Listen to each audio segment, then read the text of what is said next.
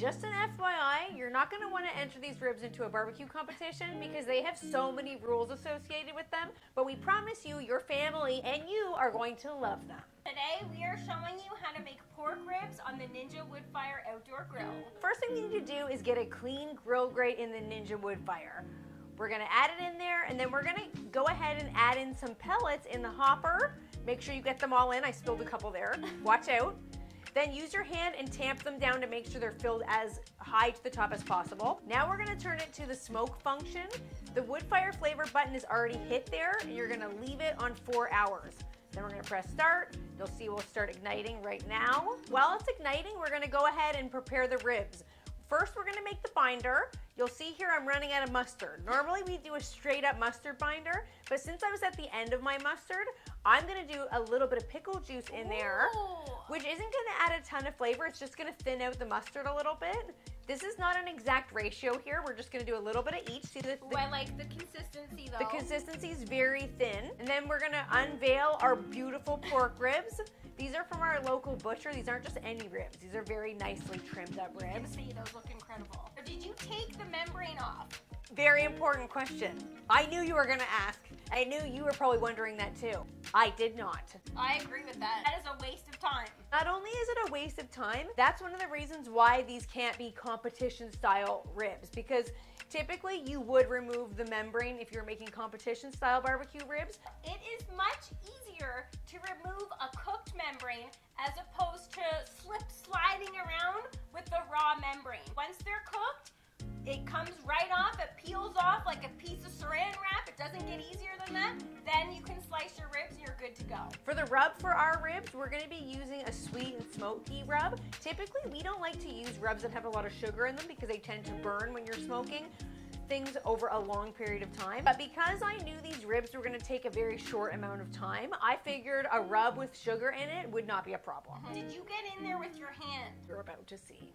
I don't know why it's called a rub, because you're not rubbing it in, you're patting it on. That's the key. But imagine if you were saying, now what I'm gonna add here is a little pat.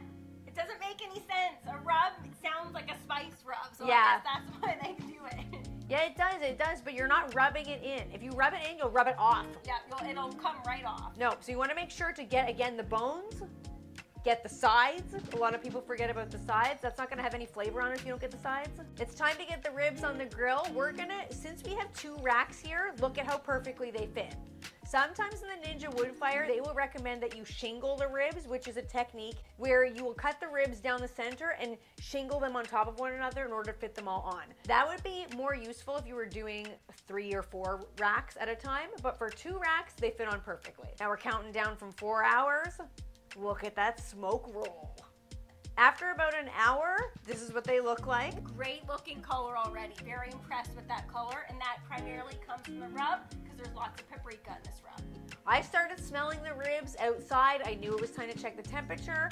After 2 hours, believe it or not, they were ready to come off. Those ribs look like they had been on the grill for 4 hours already. I can't believe that you got that look after only 2 hours. So I brought them up to between 195 and 200 degrees, which is the perfect temperature to have them nice and juicy and succulent, but still have a little bit of chew to them. Look at how gorgeous those look. I'm using your favorite method here, which is 2 spatulas to take them off the grill.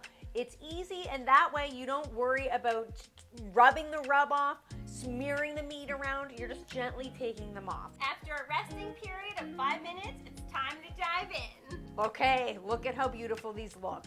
Ooh, very delicious looking. There isn't a smoke ring, but that's okay. That's the Ninja Woodfire Outdoor Grill. Doesn't typically produce a smoke ring, but do you even miss it, really? No. Look at how juicy they are. Those look super, super juicy.